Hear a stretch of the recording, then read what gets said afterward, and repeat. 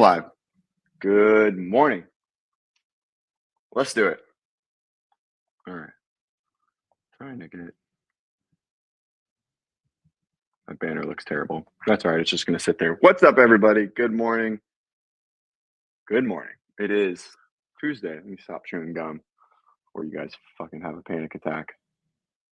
I got this like healthy gum from Everman's. It's like our version of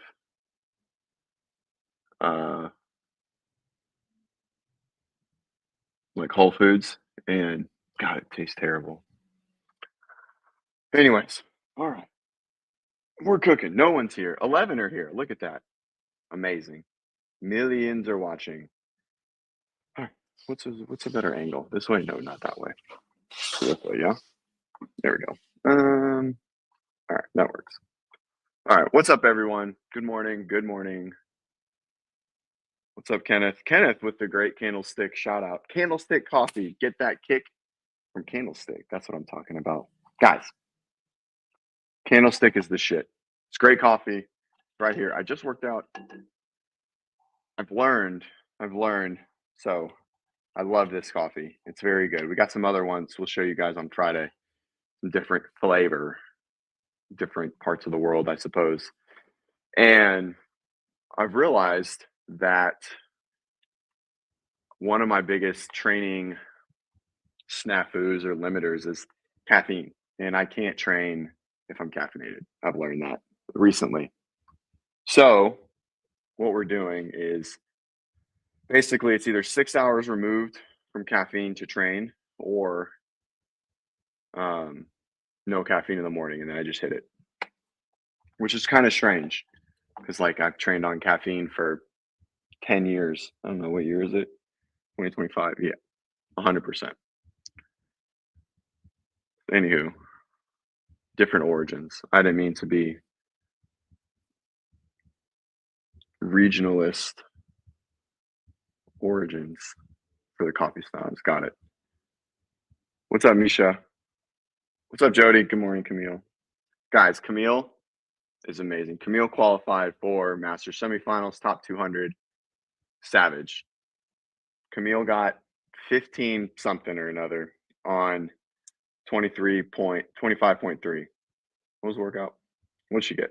She got 11th. Okay, guys. 15:37. Savage.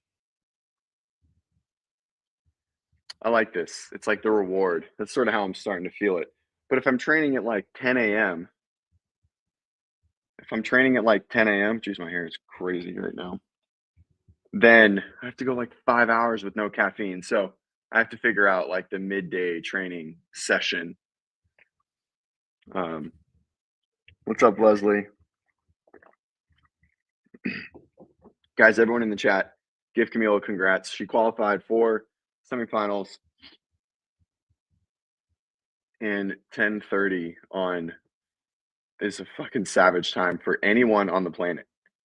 I have young individual semifinal potential athletes that hardly got that score. So kudos to Camille. I mean, right? 10 a.m. is tough. Like 10 a.m. Fuck. It's going to be the worst. Got to figure it out. All right. 25.3 is done. If you guys follow along on my Instagram, it was my first scaled workout ever. I'm going to put my hat on. Can't stand there in my hair. My first scaled workout ever. As Kenneth would say, that's a bad girl. I love it. And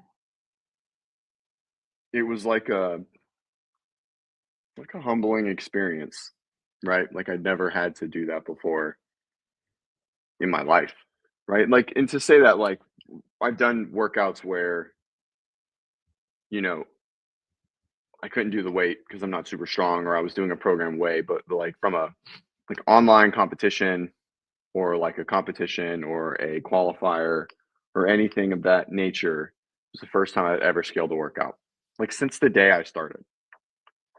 And it was terrible. I'll just let you know, it was mentally terrible, but it is what it is. And I know a lot of people that watch this show have to scale. And so kind of like what I said on my Instagram. If you guys don't follow me, head over to the Movement Doctor, give it a follow, or WODprep.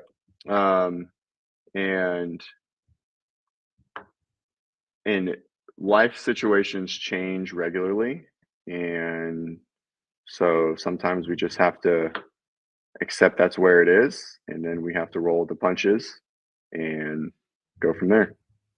So it sucks for sure, but it is what it is. What's up, Sean? All right. So what do we talk about now that the Open's over? I don't even know. No reps. Grant imploding on YouTube. What else do we got?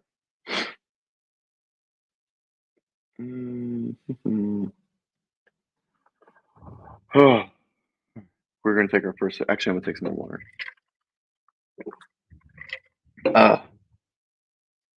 Murph prep, my number one most hated time of the year, without a doubt.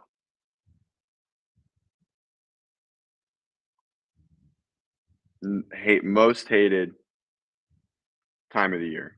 I fucking hate the concept of Murph prep for two reasons. Okay. Two reasons. Number one, it's so encompassing. One, it's 7 weeks away. It's a long time. No, it's like, when is Murph? Isn't it the last weekend? When's Memorial Day? Yeah, it's like 10 weeks away. So one, you can't prep for this long. Okay. And I won't talk about this. So Sean, shut the fuck up. We're going to talk about it for 5 seconds. It's way too far away. And the problem with it is it's all encompassing.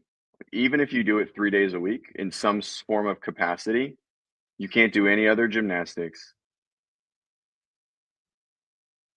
You can't do any other gymnastics. You're not going to do any other running, right? So then the other training 2 or 3 days a week of whatever else you're doing gets really, really, really, really narrow. And then the Murph prep becomes this like over encompassing thing. And so do I think if you're going to do Murph and you don't do any vested work throughout the year, you should do some vested work prior to Murph? Yeah, 100%. That's probably smart. But we don't have to go into a full cycle. I certainly hate foam rolling more than Murph prep. Kenneth asks, what does CJ hate more, foam rolling or Murph prep? I don't know. Because I can see like Murph prep. The problem with Murph prep is we do it at WODprep all the time because everyone asks for it, and then we can't fucking program anything else. Also, the Community Cup is like the weekend after, so we're just going to plan for the Community Cup, and then Murph is going to be in there. I don't know if they thought that out very well because a lot of people are going to be really beat up for Murph. So, anyways, all right, done with Murph prep. Also, if you are going to do Murph prep, to my demise, it only needs to be like 4 weeks. Like it doesn't need to be 10 weeks. Chain whipping, CW. All right, semis predictions. Lito, I'm gonna make a post this week, but based on what we saw, there's a lot on the board. In general, we're for sure going to see a heavy barbell for reps, I believe, and a lift. So something like the 2021 quarterfinals is sort of how I see it. Quarterfinals. This first one.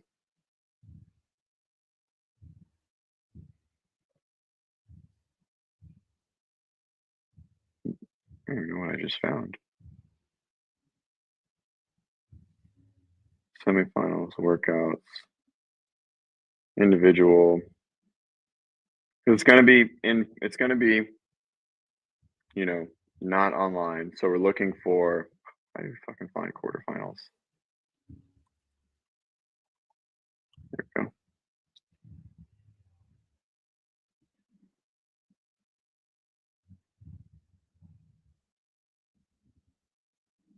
I don't know. I can't find it. Their website's not working. Okay. So I can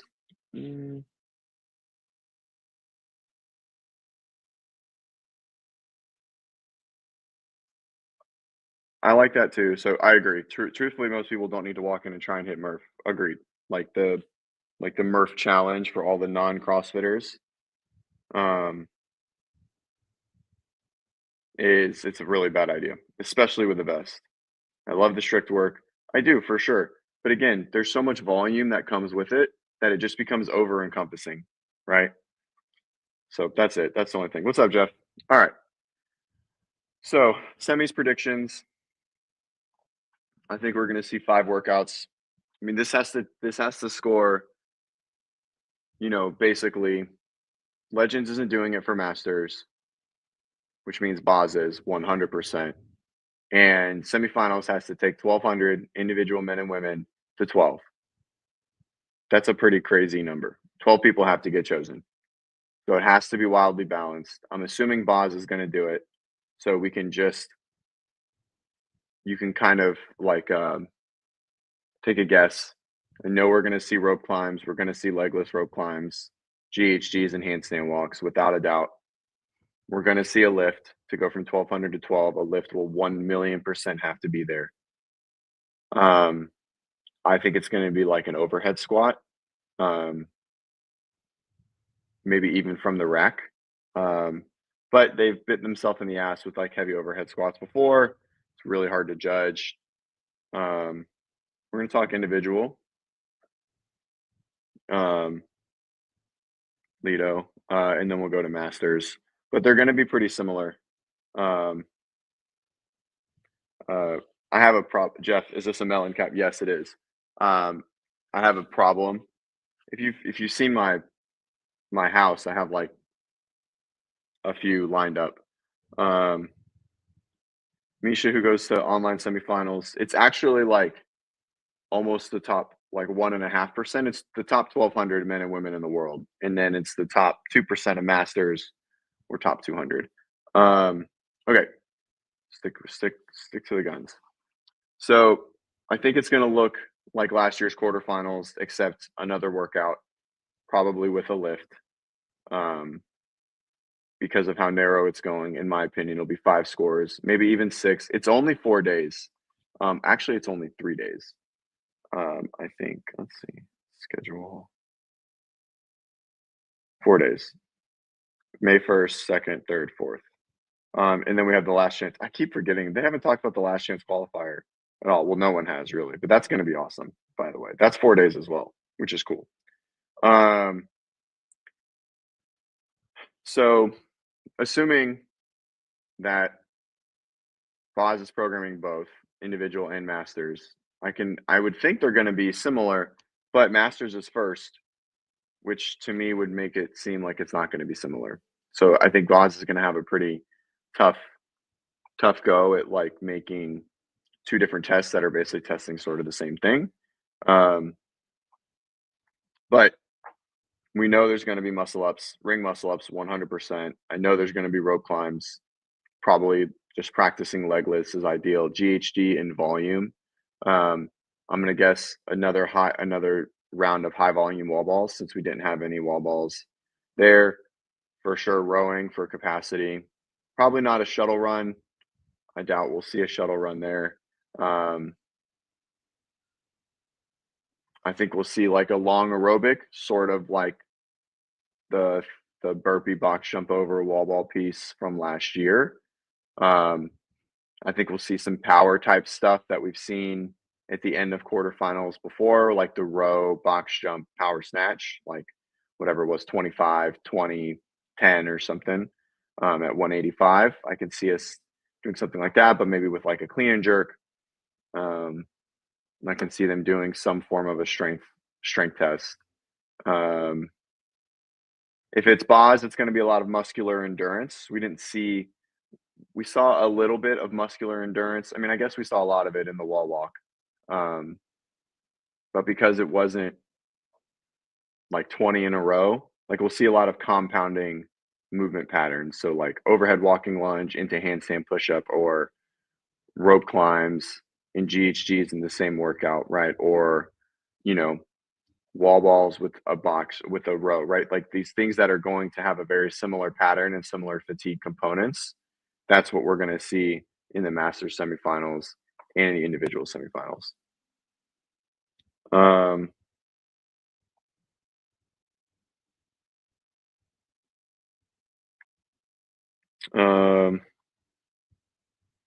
So, Lito, you're in the group. Stay in the group. We have our Masters semifinal prep started last Saturday. So stay in there, do our training. That's what we feel is going to be the best approach to get you ready for Masters semifinals. And it's going to parlay into individual semifinals if you made it, which you might have made it. You might have made individual semifinals too, I would guess.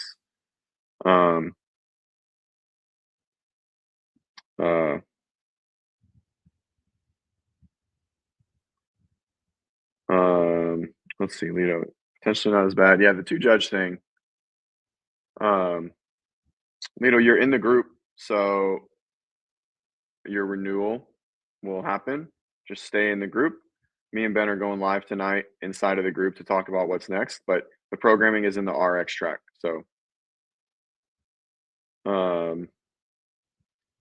you just start the programming, go to WODprep RX track, and it'll be in there. I did today's. It was heavy Isabel.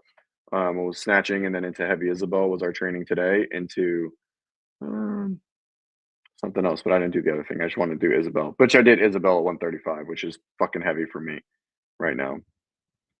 Muscle up skill work, and then some like strict hanging work, etc.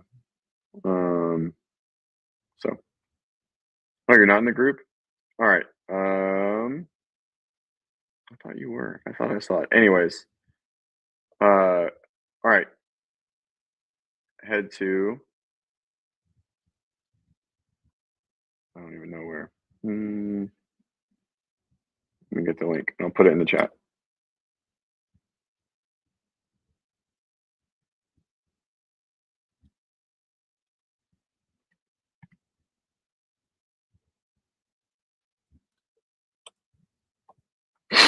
Perfect. Join today. Programming will be. It's going. We've been going since Saturday for those athletes that didn't repeat. Also, congrats on making it. It's fucking sick. 35, 39 is no joke. I feel like it's harder to make 35, 39 than it is to make top 1200 in the world. All right. So,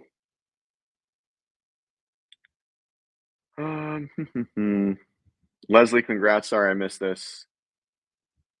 So this is interesting. Congrats on the 94th, Leslie. That's amazing. Such a tough age group, and you crushed it. So talk about Colton and Dallin just dominating the Open. All right, let's go to it. See how well they dominated.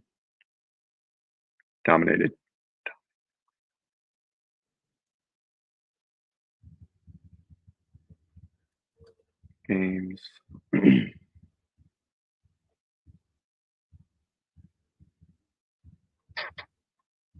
I need an assistant. I always need an assistant to pull these up.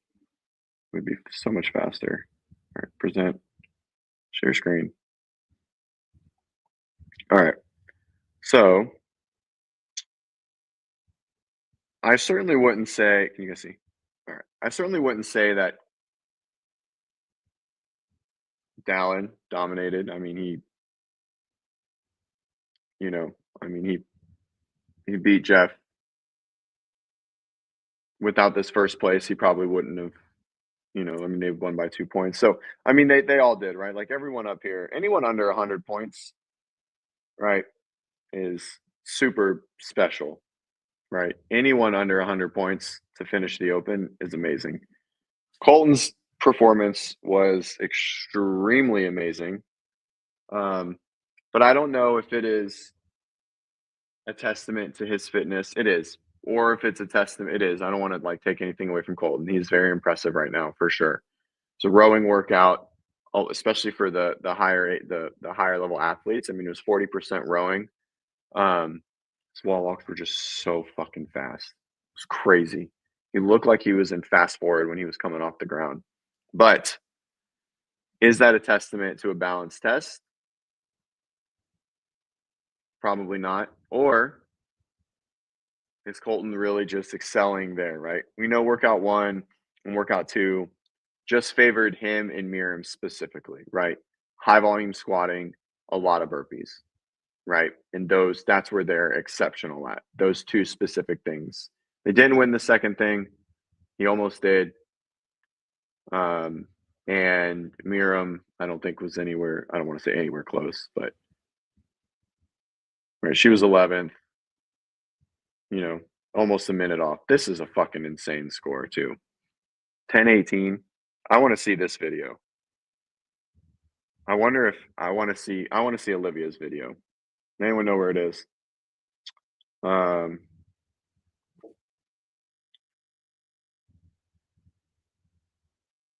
so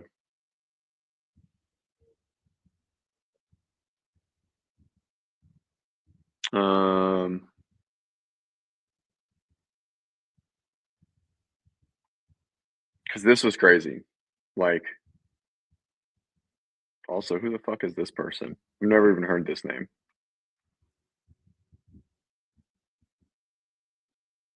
Well, she's certainly Norwegian. Okay. Well, I mean, I guess she probably just didn't finish the Open. Oslo. Oh, Oslo girl. Okay. Not Oslo girl. All right. So this time is nuts.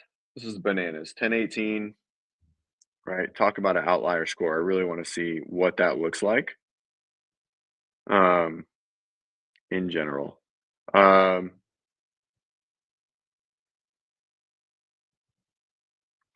So did they dominate? Amazing. Is the test super, super balanced?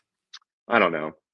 I think for 96% of the Open, the test was very well balanced. Pure metabolic conditioning, a little bit of shoulder endurance, pure gymnastics capacity, and thruster strength, which a lot of strong dudes got to that last barbell and they got completely flattened, right? So it was a great strength test. Okay. Very good strength test. And gymnastics capacity, and a little bit of double unders. Double unders always make me not like that workout, but not a great test for the top. It's not hard enough. It's just a sprint. There's no limiters there, truly, right? So I don't think it's a great separator at the top. And then I love 25.3. It's probably one of my favorites that we've had in a couple of years. But again, it was just another capacity test. I don't think it was a great strength test. And at the top, I think we maybe missed that. Having a heavy barbell, or at least a moderate barbell. And so I think the Open was skewed to the more metabolic athlete. But if you look at the last couple of years, take out Boz, 23, you look at 22. 22 is maybe a little bit different, right? We had the 15-minute AMRAP of wall walks, box jumps, dumbbell snatches, then the deadlift bar facing burpee, and then the rest, it was like 15 front squats, 30 toes to bar, 15 thrusters, and 30 chest to bar, and then 30 bar muscle ups. And so I think the last 2 years are skewing to the lighter athlete, the smaller athlete, the higher repetition athlete to get to the next stage. So that's where training has to go. We've said this a couple times over the years, and then Boz sort of brought it back. And then, that was 21. No, that wasn't 22. That was 21. And so I think it's all over. Uh,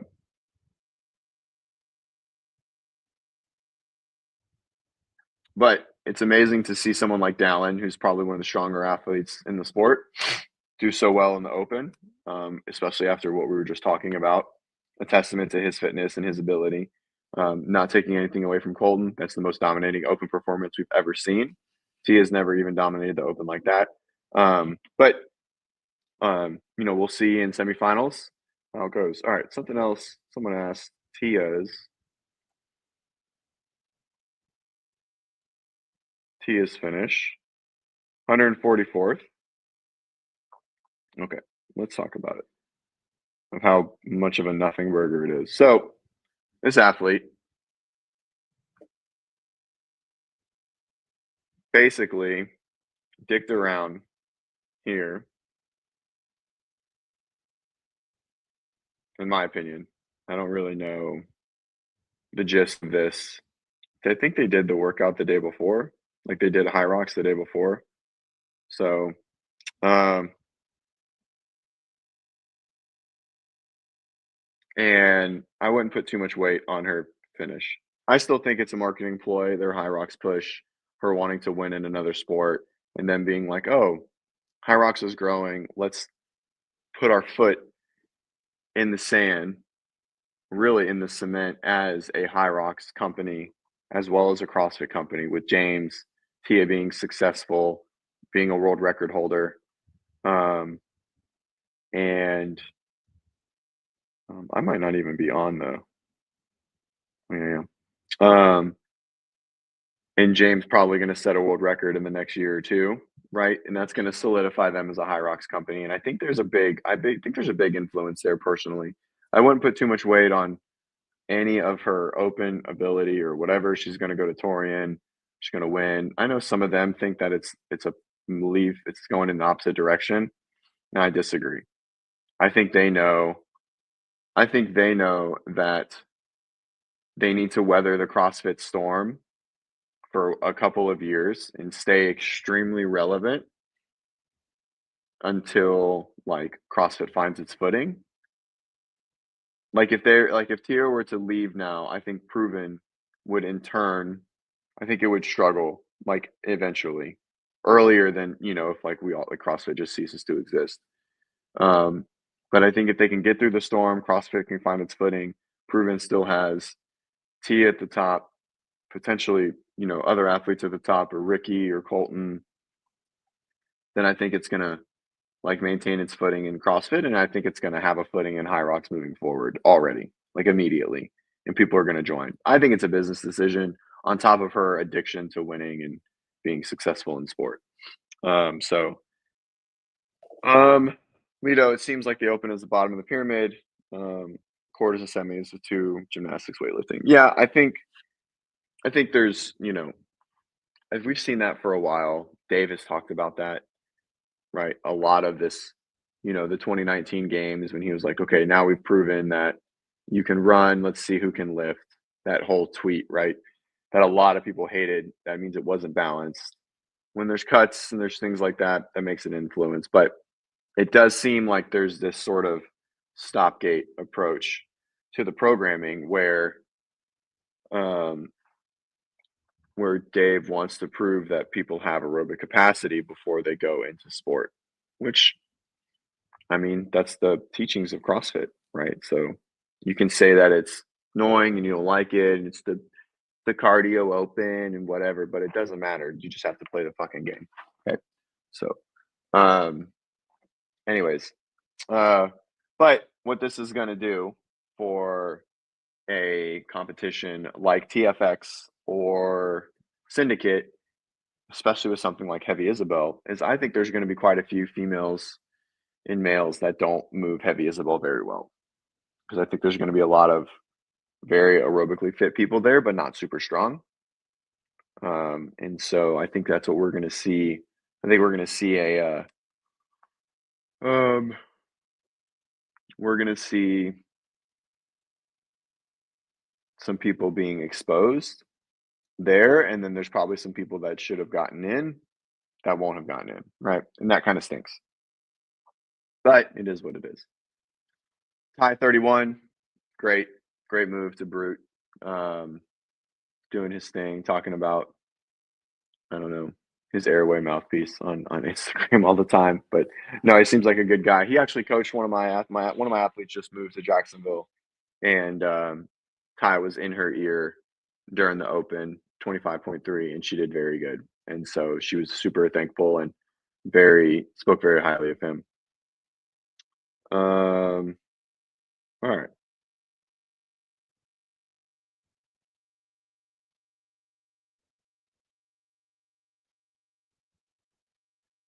Yeah, and so Vicky, if you're truly fit, then the workout shouldn't matter. So right, I agree, and so this is This is where Matt, Tia, Rich have sort of like saved us over the years in the sense of like fitness is a broad sprite. There's 10 general skills of fitness, right? And if you're the best at all of them, then you're just going to win. And so like Tia or Matt or Rich, and it's just going to bail us out, right? Like the fittest people will always win, and that's what they kind of fall upon. But unfortunately, I think all the way to that point, it still needs to be balanced, especially with qualifying concepts, right?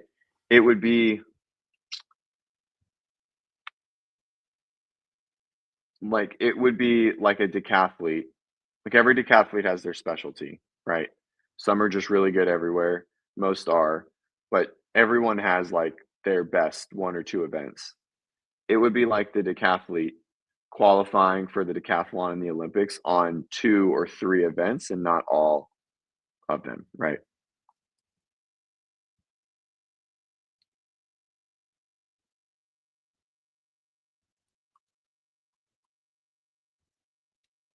So, right, so theoretically, it would be like the breakdown. So we have like the power stuff: 100-meter run, long jump, shot put, high jump, 400 meters. Okay, and then we have the 100-meter hurdles, discus throw, pole vault, javelin. Oh, this is a power thing. I thought there was a longer aspect in the decathlon. Anyways, they don't do anything over 5 minutes. Who knew? 4 minutes. I didn't know that. It would be like them only being crowned the decathlon or like qualifying for the Olympics on the 100-meter and the long jump and the high jump, right? Like this is the right. So Lito's a great example, and Lito, I'm not calling you out, but the smaller female athlete, she's finished 13th in 35 to 39. Okay, which means that she was probably like top 300 in the world. Let's find out. 185.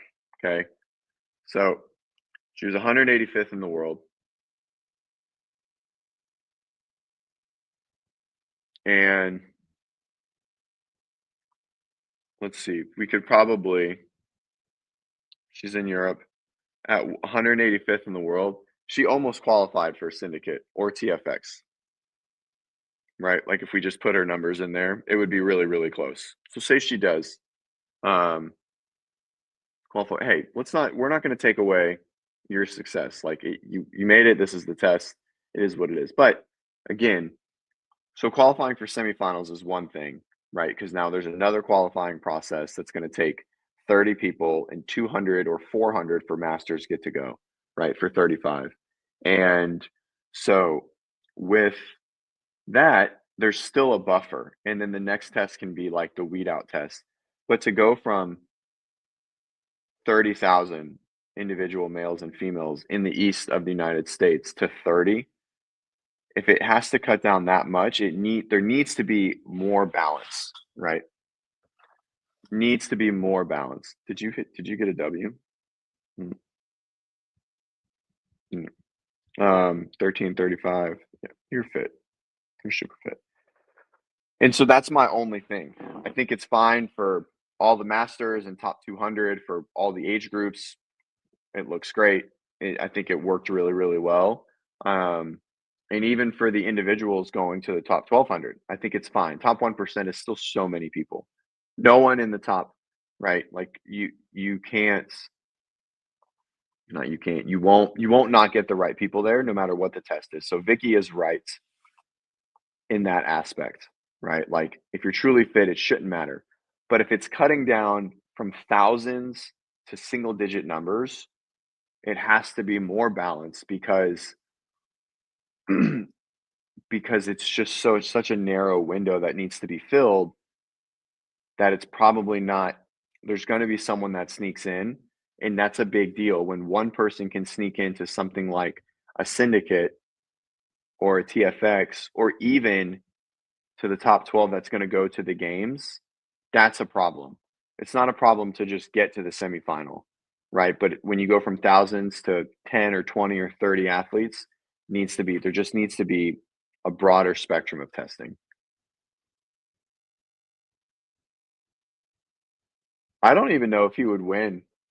Sean said they should invite Graciano, who is the Wall Street weightlifter, to semifinals for top heat and heavy Isabel. I don't know if he would win. Would he? I mean, Dallin and them are going to be there, right?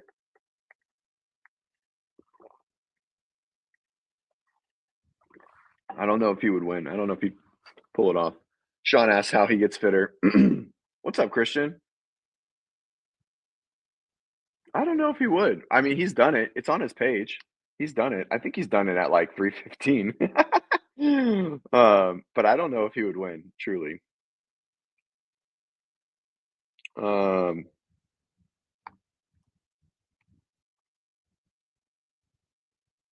like I don't think he even beat Hiller at 135. Let's see.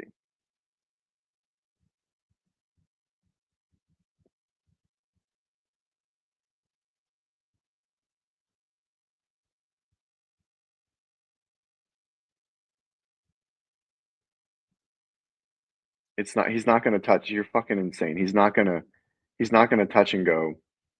No, I don't think so. There's so much aerobic needed. Jesus Christ. 370's nuts. All right, let's find it. Can you guys see? Oh no, hold on. Here we go. All right. Yeah, I think Hiller beating him at Grace on 135 means that he's not going to win 225 against anyone there.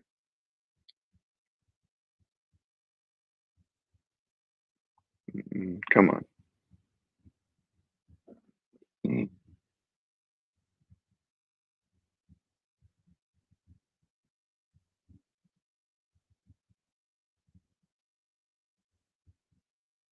Also, touch and going.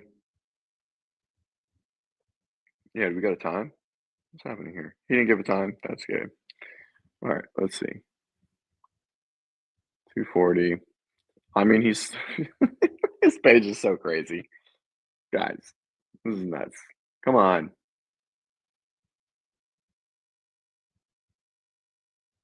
I think he's Zots pressed this. Yep. What the fuck? He's insane. Is it 312? All right, maybe he would win. I don't think anyone can beat 312. No, I think that was Grace. I don't think it's Isabel. 312 would be nuts. All right, come on. Is it on YouTube? If you guys find it on YouTube, send me the link. I'll pull it up. We'll watch it. I don't think he'd win. He might win Grace, but I also think I don't know. Too far down.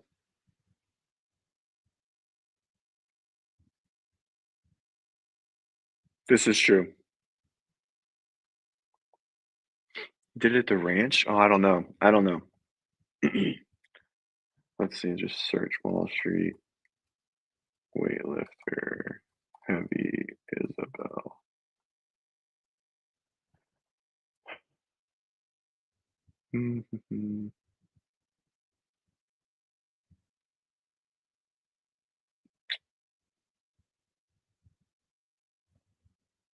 Did a 3:30 Isabel in 20 minutes. That's fucking crazy. Mhm. I don't know. I'm not gonna search for it anymore. Anyways, all right. All right. Let's go back to important stuff. So to go back to it, I think that to get to that low of a number, I think there was probably a little bit of a miss, but I think overall, I think the Open was a great test. I think it was fun. All right. Maybe Guy would beat him if he wasn't soft as shit. Maybe. Um,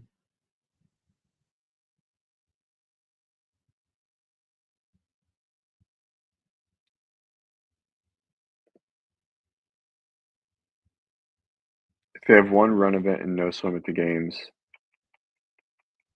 can Colton win the CrossFit Games? One run event? Yeah, for sure. Um,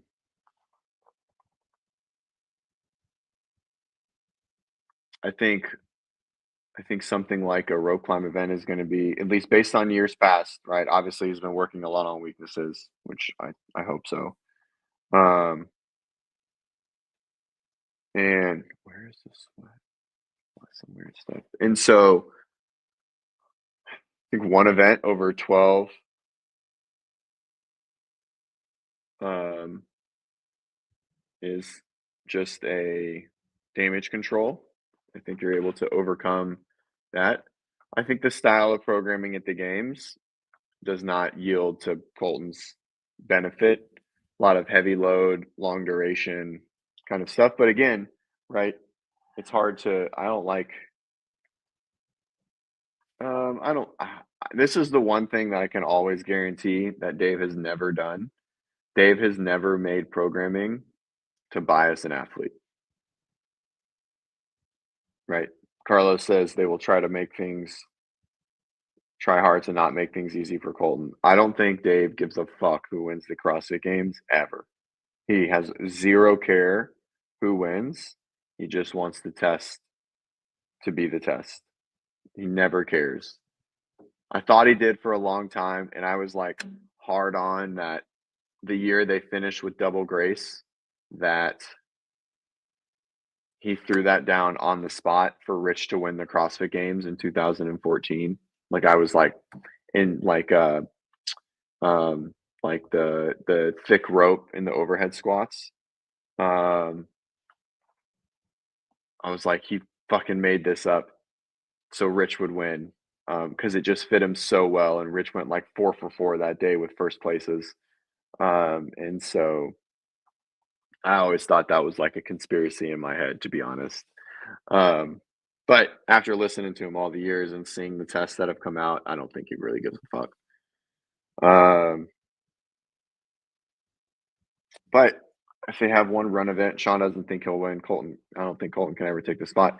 I think the problem there is, I don't think Colton is that much fitter than everyone else in like game style stuff. Like he's still going to have his home runs, but people like Dallin and Jeff aren't, they're just really close, man. Like, and they won't have a bad event, right? I mean, Dallin's a big dude and he took whatever fucking second in a burpee workout, right? So he took third in a burpee workout, right? Against,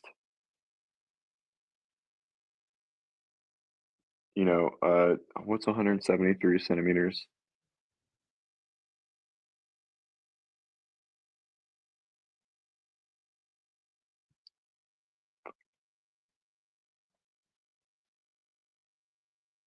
Yeah. So, I mean,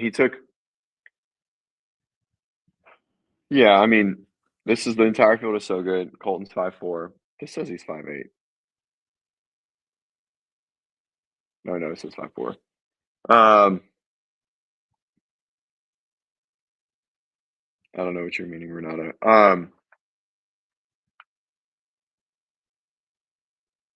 Dallin takes third in a burpee workout against Colin Bossard, um, and Colton, who are full on burpee monsters, right? And Dallin takes third, Jeff takes second, and then George Sterner, another burpee monster, right? Against all smaller athletes, right? So the thing with Colton is he's going to have the home runs, but I just think that someone like Dallin and Jeff, I just think they're too fit for him to stay with on things like a bike, like any type of long duration machine. Like if there's a bike, since there's probably going to be no swim, you can almost guarantee there's going to be a long bike, in my opinion. Um, Frazier was 5'8". right? I mean, then 4 inches makes a huge difference. That's what she said. Frazier was anyone but Adler. Yeah, I mean, I don't really care who wins. I just want the best to win. I want the test to be balanced. But Frazier was, I mean, I stood next to Frazier. I mean, he was 5'8", maybe 5'7". Uh, but that 3 inches like makes a lot of difference. I don't know. And I'm Canadian. I think Frazier was 5'8". Maybe I'm wrong. Let's go to his profile.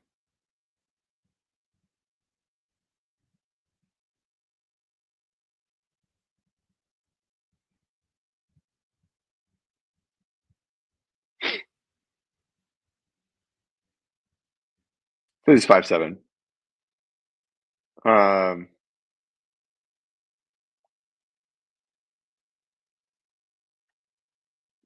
any European underdogs? That's not really my forte. I wouldn't know anyone outside of the norm. The only underdog European that I know is Gucci. She's my athlete. She's gonna go NorCal and not a great open, but had a great open in quarterfinals last year. Almost made semifinals individual, and she's on the up and up. So, um, anyways, so underdog pick. I don't know. I don't really have a like underdog pick to win the CrossFit Games. I wouldn't say I'm not like John and as an analyst by any means. I think we got to see. I mean, I think Colton is probably going to be the theoretically most improved athlete of the year from not making the games to probably being a top 5 athlete at the CrossFit Games.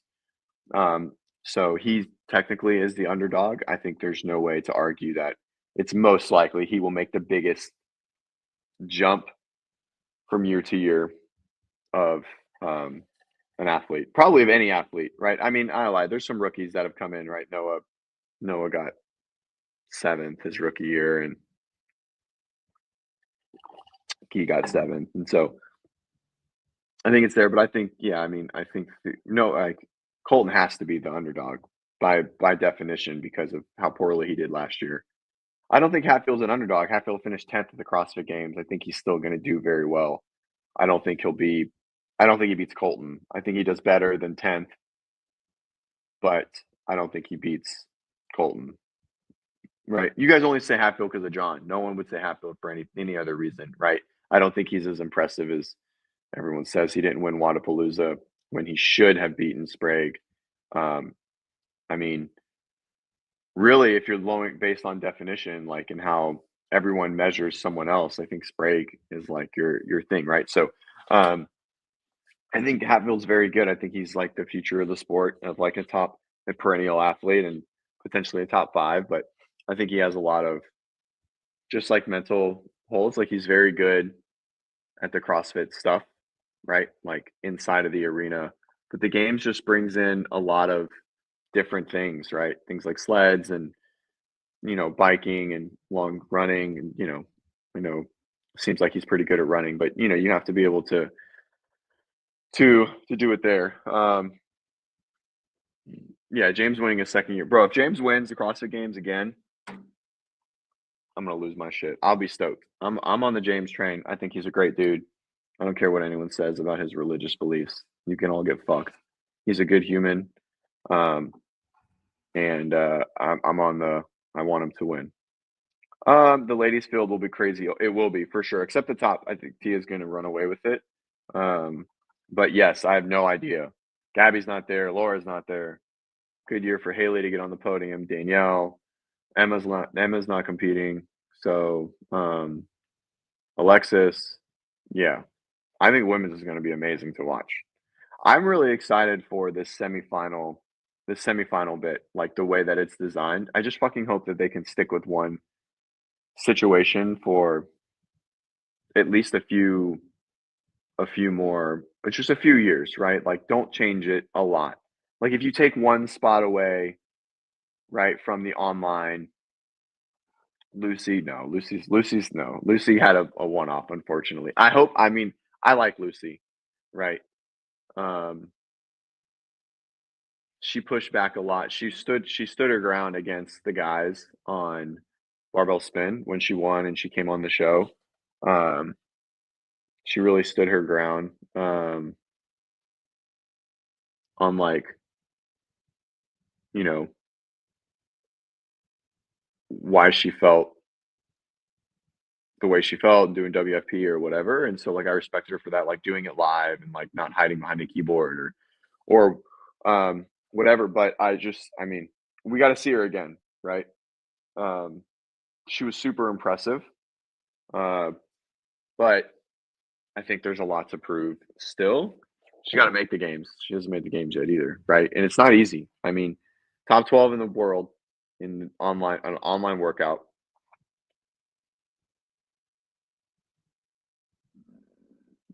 Um, top 12 in an online workout,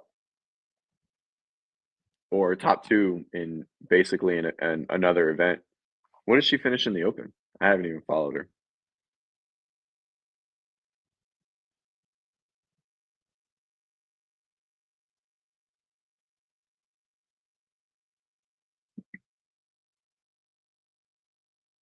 Delete some stuff here. My computer doesn't crash. Here we go. Yeah, she is doing mayhem, but she won't win. I don't know. She might win. It's hard. It's so hard to. I don't know. I don't know how she's gonna qualify. Lucy, what's her last name? Why did I just went third in the Open? Oh wow. Well, maybe she is. Let's see. So again, you look at the things. I mean, all right. My bad. I didn't know. This is why having John on the show. John would know. I can only follow so much. I have to write programming for fucking a bazillion people. So yeah, I mean, hell, that's really good. So I mean, maybe the online version is Campbell. So maybe the online route is a good chance for her. Um, she's doing WFP,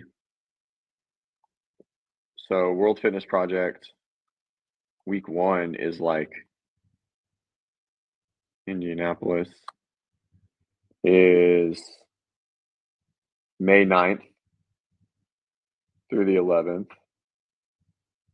which is a week at. So this is the thing, right? And this is where I think we're going to see a lot of people have to. Why is this screen so small?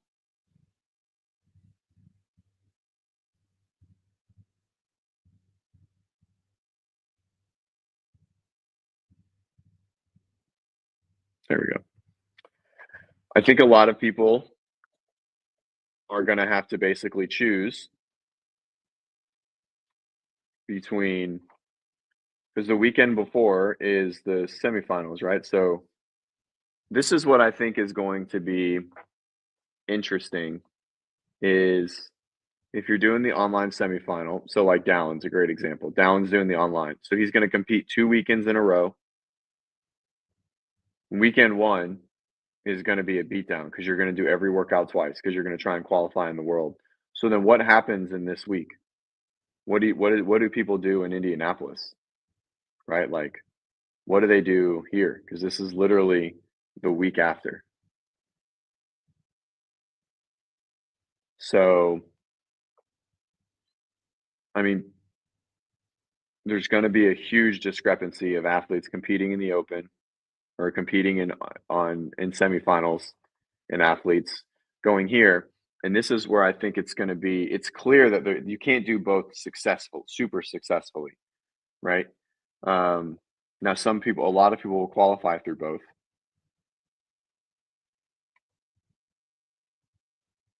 Um, and it's gonna be really interesting to see because they're gonna have to prioritize, right? Like I would say, of the 30 that are competing, you have all of like especially your challengers or I don't fucking understand the like how it works. Professionals and challengers. I can't believe the challengers don't get any money, but the teams do.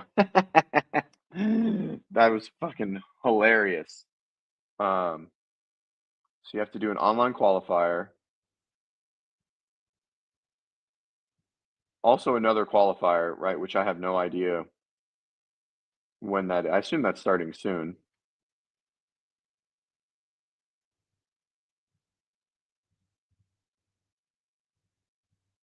I totally didn't even think about another so they have to do another qualifier, right?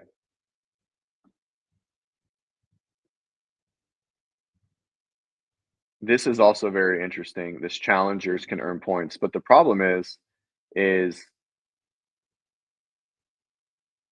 point ranking system makes challengers basically you have to win all 3 of the challengers and the final, and, like, you almost can't I don't know. I really wanna look into some numbers here.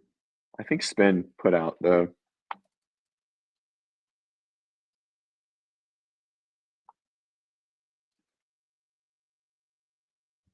here we go.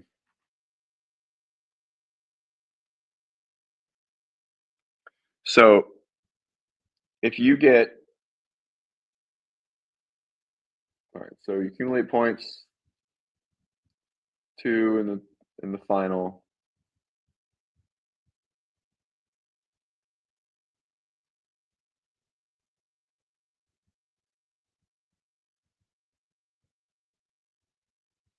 So top 30. So we have 20 in there. There's 30 pros. There's 30 pros. I thought there's only 20 contracts.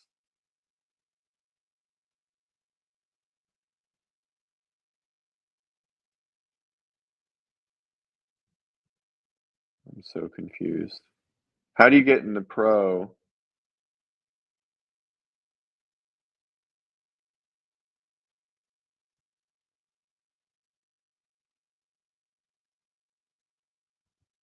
Oh, so it's top 10. So you do the online qualifier, and then the top 10 go to the pro division.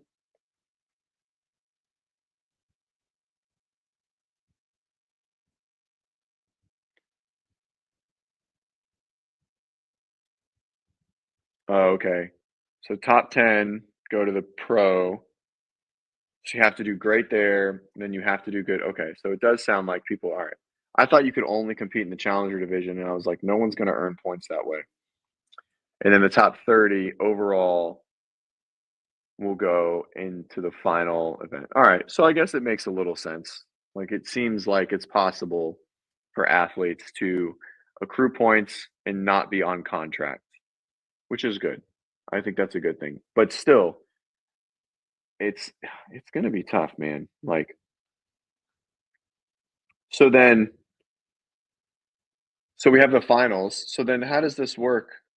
So we have two qualifying events in the finals. So you qualify for the final, and then is it who has the most points is the winner of the WFP, or is it just the winner of this final gets that big check? Accumulate points at the conclusion. The top 20 will earn the pro card. Um, anyways, all right. I think it'll be fine. Avera, I did. Um, thank you. I'll respond. Um, okay. Anyways, Lucy has a great chance to qualify online, but I think it's going to be interesting. People are going to have to decide like where they want to push their bit. Can a pro card athlete not qualify for the finals? That's a question I have. I feel like it's got to be pretty hard. Anyways, okay. Leslie, how do you balance being at an affiliate if you do other programming? WODprep, Sentinel, Holder Fit. Good, good order, by the way. That was really good. So usually the athletes just kind of do it on the side with some friends or whatever it is. If they're not doing um, class, or you just find bits and pieces from the other program to add on top of your class, extra conditioning or an extra lift. I know that you do mayhem. So, like there's easy days and hard days. And so you kind of just like hodgepodge or Tetris that I call it like fitness Tetris. You piece it together. Um, or you just do another training plan on the side, right? And that just depends on your gym. Not every gym is cool with that. So, what's up, Aaron? Late. Natalie, late. Just kidding. Colton gets 25K for the Open? Hell yeah, good for him. That's right. They finally paid out for the Open. Um,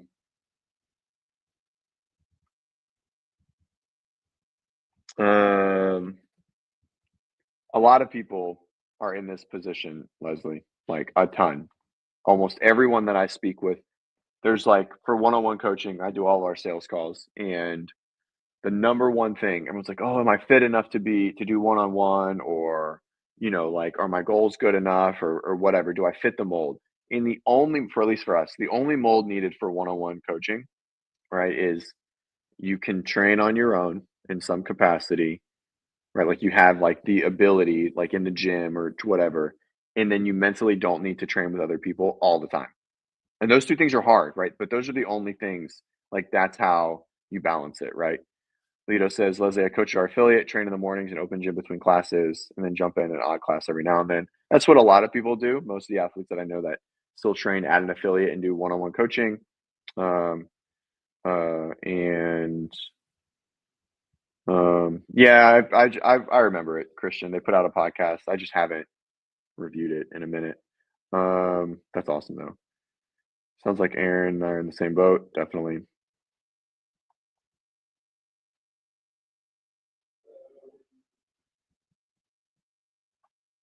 Um, Oh, so it's not who wins the final. Christian says it, whoever has the most points. So it's not so it's not just the winner of the last workout, like the championship. It's just the accumulated points of the year gets the big check. Um, Sean asked, "What program does your gym follow, or just what do you think is wrong with them?" Um, Sean, why would you intentionally isolate yourself from community? I think people have different goals, right? Like, I think when someone's goals are very individualized, that not training in class um, is fine, right? I think it's hard, but that's where one-on-one coaching comes in. Some people just want those. Also, some people don't like to train in a community setting, right? Like, it's totally fine. But I think for the majority of people, I think maybe isolating from the community isn't the way, but it's like to train solo is really what I meant. Like, you can still be in the gym and have friends and obviously do all of those things, but um, you have to be able to train alone and not do class and not have someone else push you, and you have to be self motivated. Intrinsic motivation, that kind of thing is really necessary for, um, I think, to be at the highest level, right? But I think you can still be a part of your community in that aspect too. You don't have to do every class. You can just train around people, be in the gym, right? You don't have to train in your garage solo, etc. Sean, you do love mayhem for sure. Um,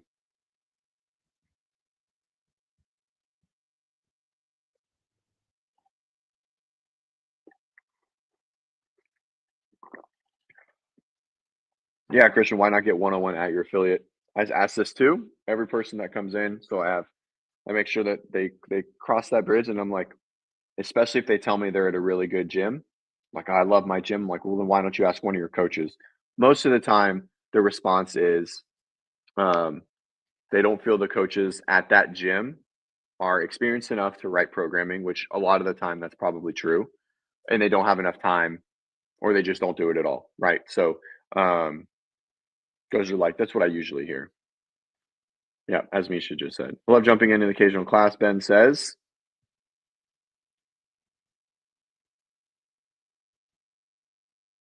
Um, but training on my own is my preference. Ben has the best garage gym. Avera, most points in WFP.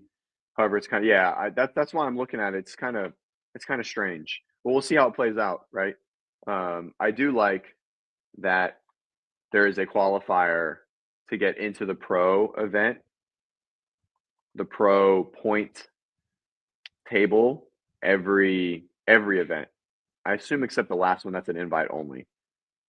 So the two, and then there, it's going to be really interesting when this is like 6 events, right? Like, it's going to be really interesting. It's going to be fun to watch. I'm excited to watch it. I hope the stream doesn't suck.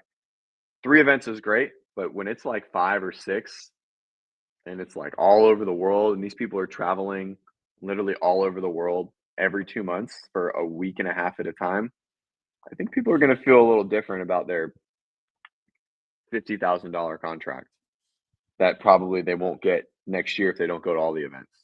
You know what I mean? So just, it's gonna be interesting for sure. Ben, you're a coach at your gym? Hell yeah. Ben's my connection to the community is my new role as a coach. Congrats, that's awesome.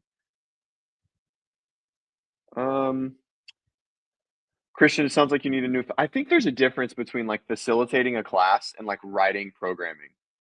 Like, I think those are 2 completely different I know plenty of great coaches that can facilitate great classes, they follow the program that's on the board, but I would never see them as writing a program. I think those are 2 different things. A programmer and a, like, class cueing and correcting coach.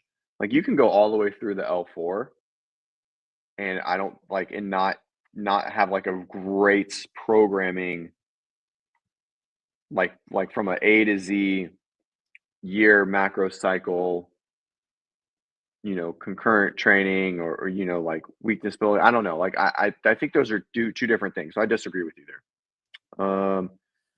Christian, a lot of coach at bad gyms. I have my own one, not necessarily coaching. I would much sooner try. Yeah. I mean, I think there's, yeah, not to like get in like an argument here. An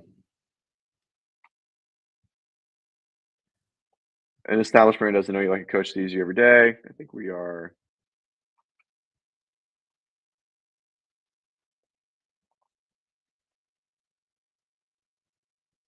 Yeah. Um, Yeah, it's one-on-one coaching for sure, and if those gym just rely on memberships, that's rough. For sure, but also, so you're talking about personal training, and in-person personal training is still different than, like, programming. I think those are 2 completely different things.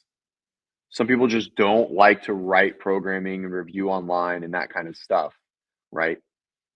I think those are still, um I think there's still a disconnect there. My affiliate, Lito says my affiliate owner is also my coach, so he knows what's doing. Yeah, great. And I think that's good, right? So like when we have athletes that come in and they're like, oh, I still want to do classes a couple times a week, then we get their login or whatever, and we see what they're doing. We write around their class, or we pick whatever classes they want to do that week. Um, yeah, Amanda knows. Colton said he's doing the online qualifier for WFP because he's pissed. Yeah. Yeah, for sure. He loves to compete. I hope he doesn't burn himself out. I mean, obviously, he has his work capacity is crazy.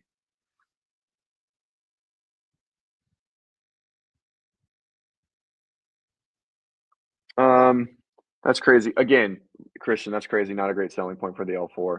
I also don't think that like writing out um, a like individualized programming is much different than like being a flow master and being a CrossFit coach. I don't think those are not synonymous.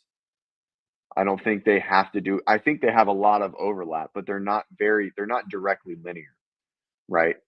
Like I'm L4 was probably like an exaggeration, but I mean there are plenty of people that have their L3 and are probably working for their L4 that have never written remote programming, right? Like I mean like you don't need one for the other and you obviously don't need an L4 to be a remote programmer, right? I think I just don't think they have the same thing. Almost missed it. I stayed on late just for you, CrossFit. Um, Amanda, if the goal is to make it to the next level and you're going to pay for one-on-one coaching, sometimes you weigh enough coaches in your affiliate have a track record of taking someone to the games. Yeah, I mean, again, this is a great conversation. I love it. It's a good one. Christian, you're bringing up great points though. So I just, yeah, like, I mean, I understand what you're saying, and I think that like really obviously benefits a coach. I think someone who's writing a lot of programming and on the floor is like the number one best situation. It just doesn't happen a lot. A lot of people like writing remote.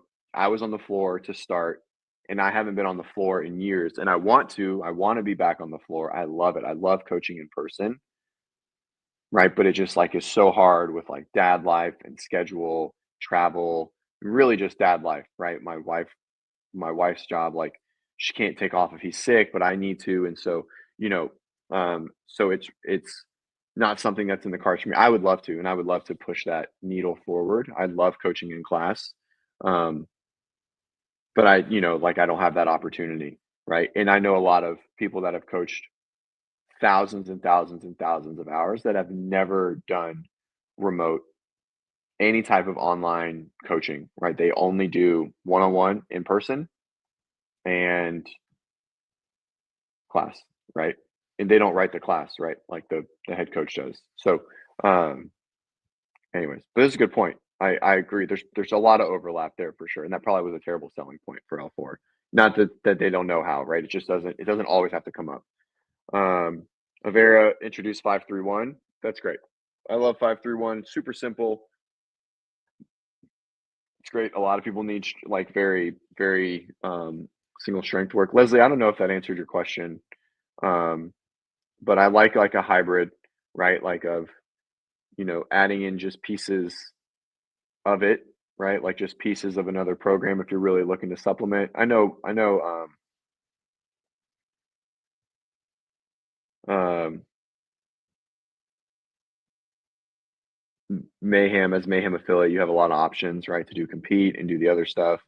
Um, but if you want to try WODprep, just let me know. Um, WODprep.com/7-day trial. Just saying.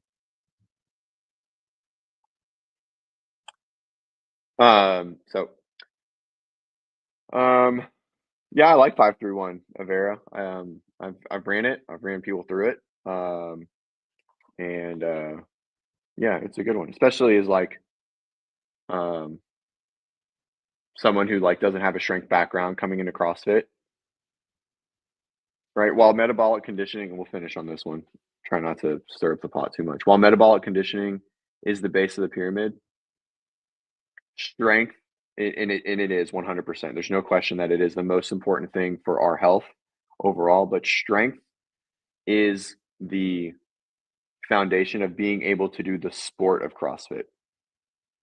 Because you can have all the metabolic conditioning in the world, but if you don't have enough strength to do like a ring muscle up, then you can't do the sport. You're still going to scale the sport. But a lot of strong people that can do all the movements RX can limp their way through and still do the sport without scaling, right? Strength is the driver of becoming RX.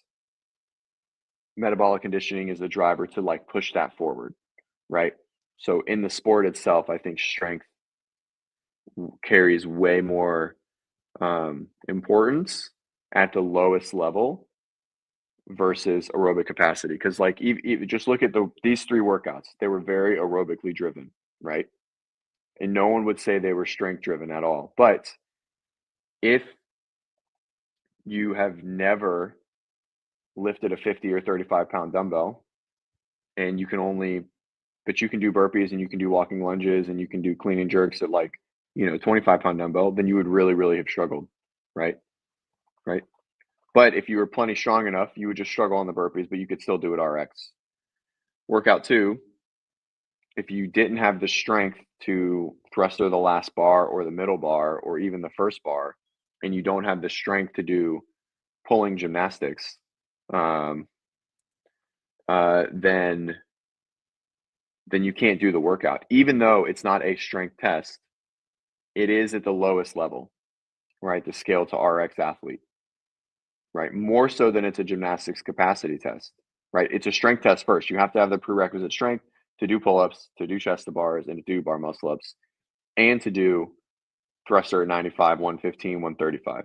Then you need the metabolic conditioning and the muscular endurance and the skill capacity to do them under fatigue and a lot of volume, right? But strength was first. Same thing for 25.3. Again, a very aerobic year that still is the foundation of all of them is still a strength limiter first, right? The wall walk, while annoying and just fatiguing, if you don't have the shoulder strength, you can't do a wall walk, right? A lot of people had to scale because they can't do wall walks, right? So Same thing with a 225 deadlift, a 135 clean, and 95 power snatch, right? So strength is still the bottom there, right? And so I think Avera's point is good, right? I think it's very for the sport specifically, like the sport to click the RX button, right? To click that RX button and to do the open RX, strength is the driver. Strength is the foundation, which is so interesting, right? Because it's like different than what the pyramid says, right? But the pyramid wasn't founded to find sport, anyways. All right, I think that's good enough. What do you guys think? Did you guys have a good show, or did I have a good show? I felt like it was good. We were flowing. Um, uh, yeah, it is, and for a healthy life. I mean, there's like a minimum prerequisite of strength, right? But like, yes, there are plenty of healthy people that don't have like a lot of strength, right? So it's a weird balance, like outside of the fitness space. I think metabolic conditioning is more important, heart health. Um, but yeah. Um,